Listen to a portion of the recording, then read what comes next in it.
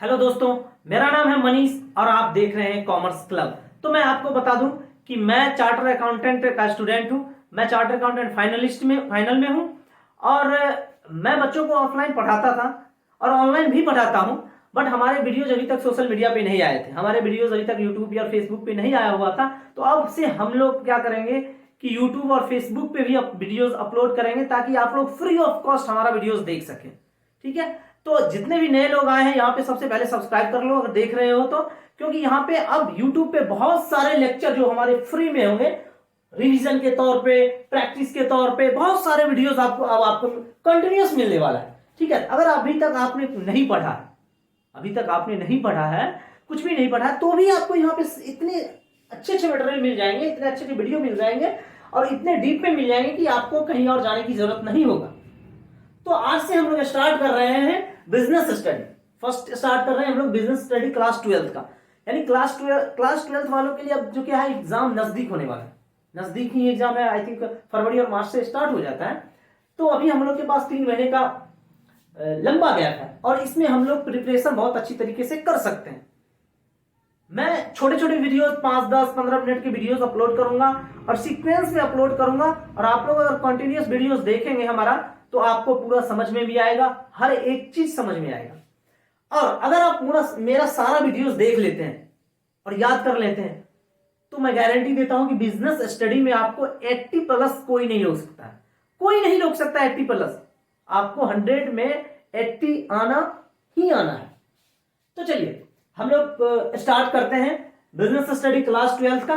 एक ये डीपली ही कहिए कि मैं डीपली ही पढ़ूंगा, थोड़ा फास्ट लेकिन डीपली पढ़ूंगा। पहला चैप्टर है, चैप्टर 1 है। चैप्टर का नाम है nature and importance of management, यानी प्रबंध का क्या प्रकृति है और महत्व क्या है, ये चैप्टर हम लोग पढ़ने वाले हैं।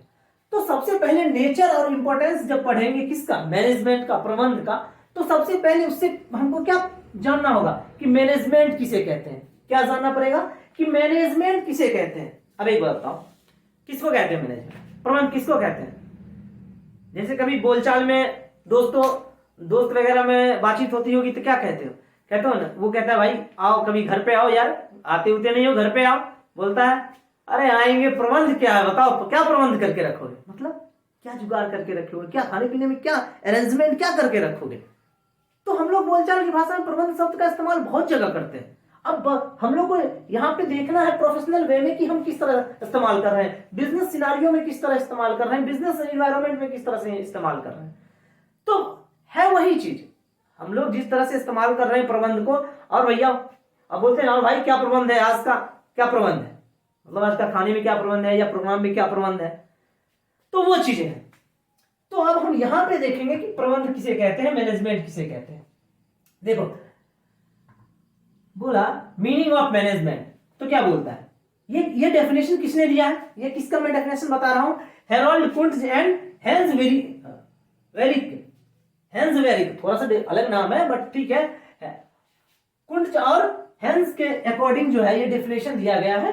और ये डेफिनेशन क्या कहता है कि management is the process. Management क्या है, मैनेजमेंट एक प्रोसेस है। प्रोसेस का मतलब क्या होता है, एक काम करने वाला, क्या कहते हैं, एक के बाद एक सीक्वेंस में काम करने की क्रिया। तो मैनेजमेंट एक प्रोसेस है। किस चीज का प्रोसेस है, ऑफ डिजाइनिंग, यानी डिजाइन करने का, बनाने का, ठीक है, एंड मेंटेनिंग, और जो चीज बनाया है उसको मेंटेन करने का, जैसा बनाया है वैसा चलते रहे बराबर। लेकिन क्या बनाने का, किस चीज को मैनेज करने का, एंड इन्वायरमेंट, एक ऐसा इन्वायरमेंट डिजाइन करना, एक ऐसा इन्वायरमेंट बनाना, एक ऐसा वातावरण बनाना, एक ऐसा वातावरण को मैनेज करना, मेंटेन करना। लेकिन उस वातावरण में होगा क्या भाई, कैसा वातावरण बनाएंगे, कैसा वातावरण तैयार करेंगे, कैसा वातावरण को मेंटेन करेंगे, क्या डांसिंग, जहां डांस होता हो, क्लब होता हो, हाँ भाई हो सकता है, बिल्कुल हो सकता है। मतलब ऐसा इन्वायरमेंट जहां पे लोग वर्क कर सके। तो आगे देखो क्या बोला, management is a process of designing and maintaining an environment in which, जिसमें इंडिविजुअल्स, जिसमें व्यक्ति एक व्यक्ति से ज्यादा इंडिविजुअल्स है, देख रहे हो, इंडिविजुअल्स यानी व्यक्तियों, जहां जिसमें व्यक्ति क्या करें, वर्किंग टुगेदर इन ग्रुप्स, यानी इंडिविजुअल जो है, जो बहुत सारे इंडिविजुअल मतलब सिंगल पर्सन जो हम उसको इंडिविजुअल कहते हैं। तो सिंगल सिंगल सब आएंगे और ग्रुप में मिलकर जब काम करेंगे, वैसे इन्वायरमेंट को डिजाइन करने का और मेंटेन करने का एक प्रोसेस है, उसको मैनेजमेंट कहते हैं। और वो काम जो करेगा किस चीज के लिए काम करेगा? इफिशिएंटली accomplish selected aims, यानी इफिशिएंटली accomplish का मतलब क्या होता है? accomplish का मतलब हो गया तुमको कंप्लीट करना, पूरा करना, अचीव करना। तो इफिशिएंटली अचीव सेलेक्टेड एम या सेलेक्टेड गोल।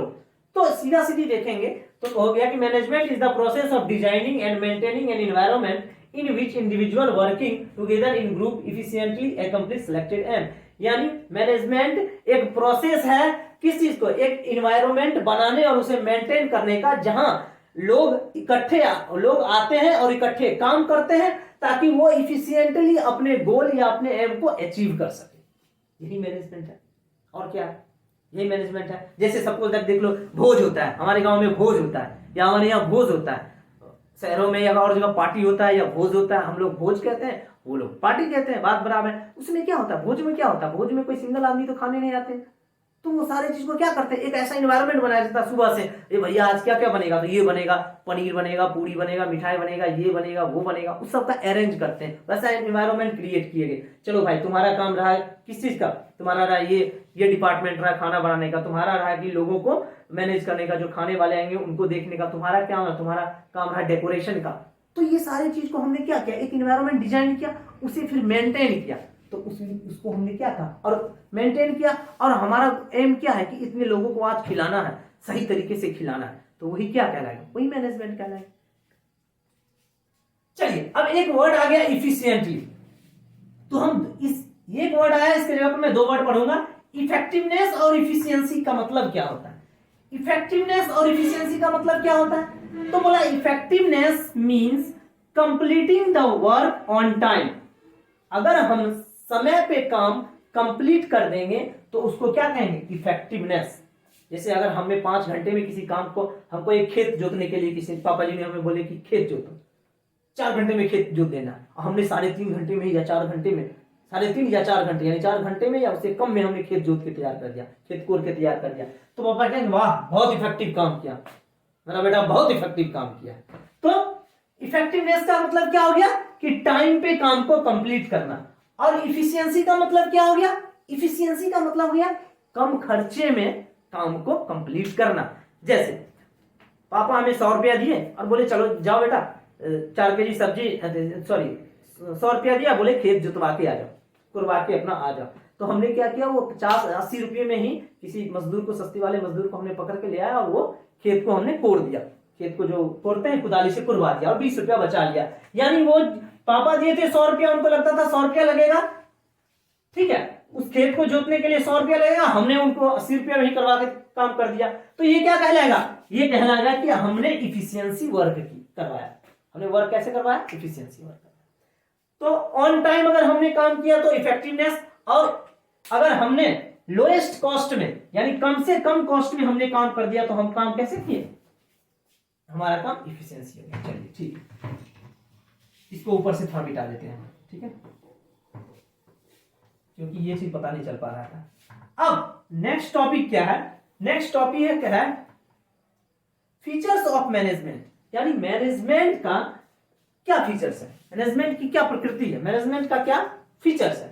तो पहला फीचर्स है management is a goal oriented. अब मुझे एक बात बताओ, मैनेजमेंट प्रबंध, किसी काम का या किसी चीज का मैं प्रबंध कर रहा हूं, किसी चीज का मैनेजमेंट कर रहा हूं, तो कोई ना कोई मेरा उद्देश्य होगा, कोई ना कोई मेरा ऑब्जेक्टिव होगा, कोई ना कोई मेरा सेट गोल होगा कि मैं इस चीज के लिए मैनेजमेंट कर रहा हूं। सपोज दैट हम भोज करवा रहे हैं तो मेरा उद्देश्य है ना, मेरा गोल है ना, भोज को आज 200 लोगों को खिलाना है, उसके लिए मैनेजमेंट कर रहे हैं। टाटा नैनो ने प्लांट लगाया था तो पूरे देश में हमको टाटा नैनो बेचना है, तो उसके लिए क्या होगा? उसके लिए गोल हो गया कि मान लेते हैं 1 लाख यूनिट उसको टाटा नैनो प्रोड्यूस करना था, उसके लिए गोल हो गया।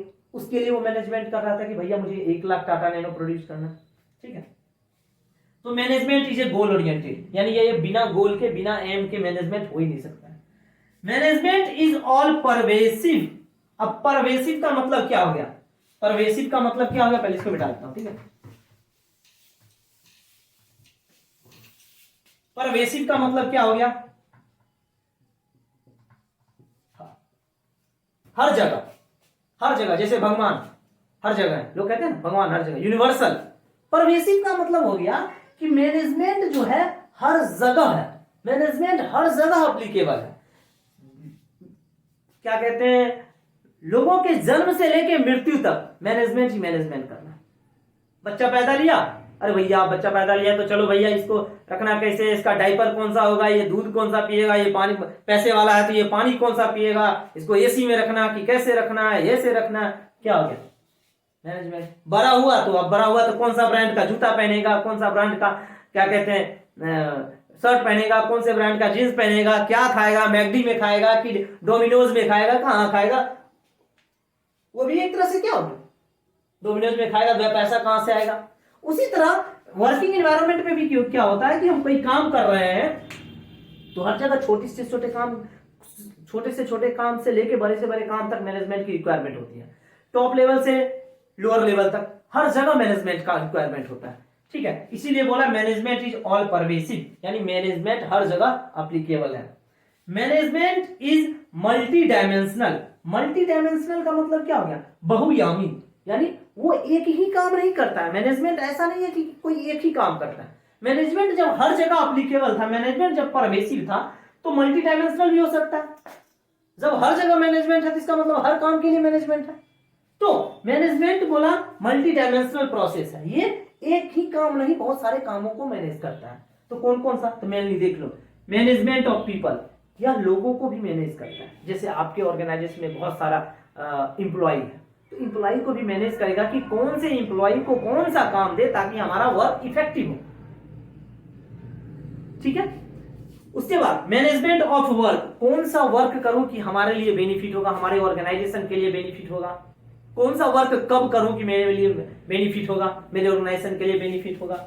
ऑपरेशन, मैनेजमेंट ऑफ वर्क हो गया, मैनेजमेंट ऑफ ऑपरेशन, यानी कि प्रोसेस जो है हम कौन सा प्रोसेस फॉलो करें, जैसे होता है ना कौन सा प्रोसेस फॉलो करें ताकि हमें कम कॉस्ट में ज्यादा आउटपुट मिले।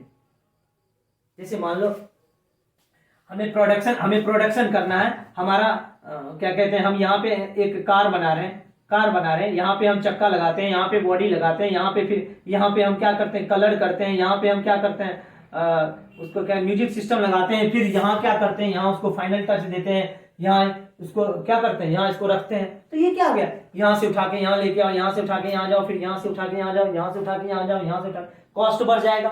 तो हम लोग क्या करते हैं, असेंबली लाइन बना देते हैं, असेंबली लाइन, जो यहाँ पे बॉडी बनेगा, यहाँ पे चक्का बनेगा, यहाँ पे चक्का लगेगा। उसके बाद आगे देखोगे, अगर तुम किसी भी ऑटोमोबाइल का इंडस्ट्री का अगर वीडियोस देखोगे तो ऐसे ही चलता है, सीक्वेंस में काम चलता है। फिर यहाँ पे कलर हो गया, फिर यहाँ पे फिनिशिंग हो गया, यहाँ पे गोडाउन में चला गया, यहाँ से मार्केट में चला गया। तो क्या हो गया, एक सीक्वेंस में गया।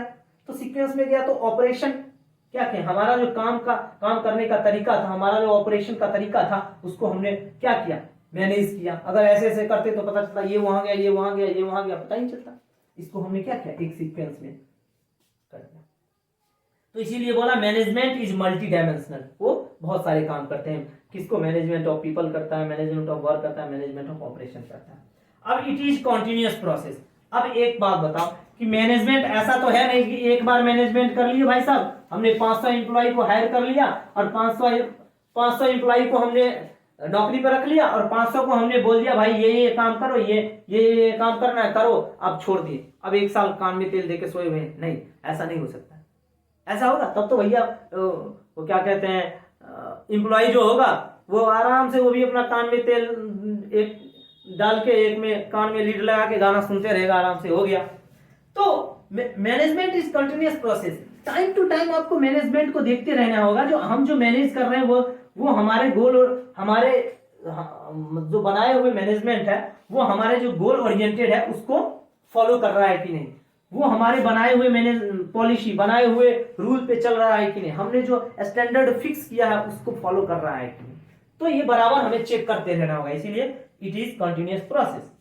Management is dynamic function. Dynamic function का मतलब क्या हो गया, देखो डायनामिक का मतलब होता है गतिशील। डायनामिक का मतलब क्या होता है, डायनामिक का मतलब होता है गतिशील।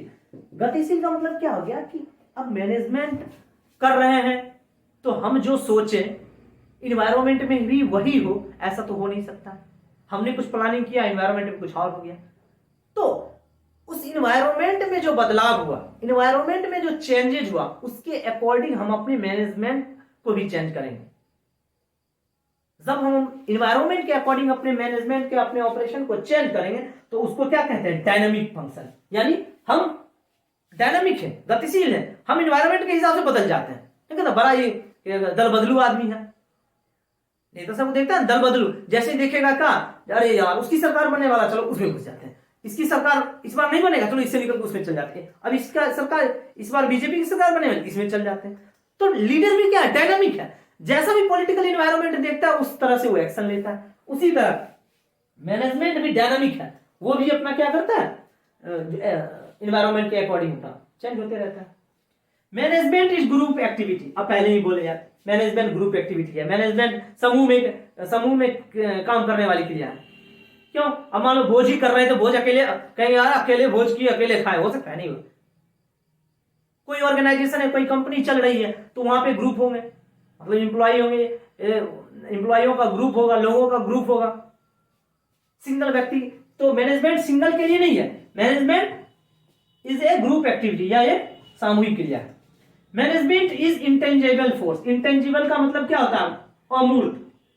अमूर्त, अमूर्त का मतलब क्या होगा, जिसे देखा और छुआ नहीं जा सके, जिसे देखा और छुआ नहीं जा सके। आप लोगों ने इंटेंजिबल एसेट्स पढ़ा होगा अकाउंट्स में, वही इंटेंजिबल फोर्स। एक ये अदृश्य शक्ति है।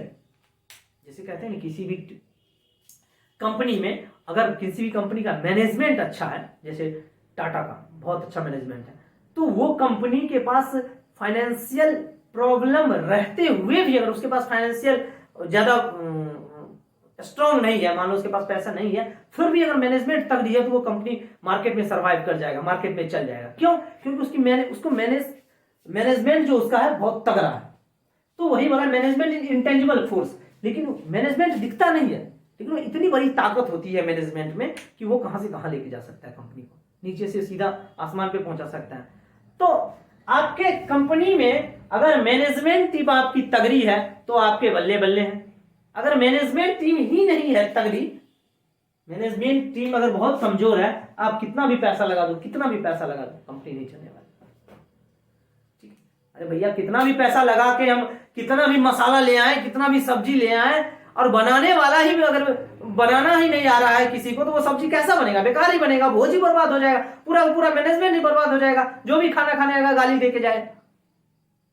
तो वही बोल रहा है कि मैनेजमेंट इज इंटेंजिबल फोर्स। कभी कभी देखते हो कोई व्यक्ति ऐसा होता है कि उसको सब्जी में या फिर सब्जी बना रहा है तो उसमें क्या होता है कि कुछ मसाला वगैरह ज्यादा नहीं भी देने के बावजूद वो बहुत अच्छा बना लेता है। कैसे? क्योंकि उसके पास मैनेजमेंट, उस सब्जी कैसे बनेगा उसको करने की कला है, यानी उसके पास मैनेजमेंट करने की कला है।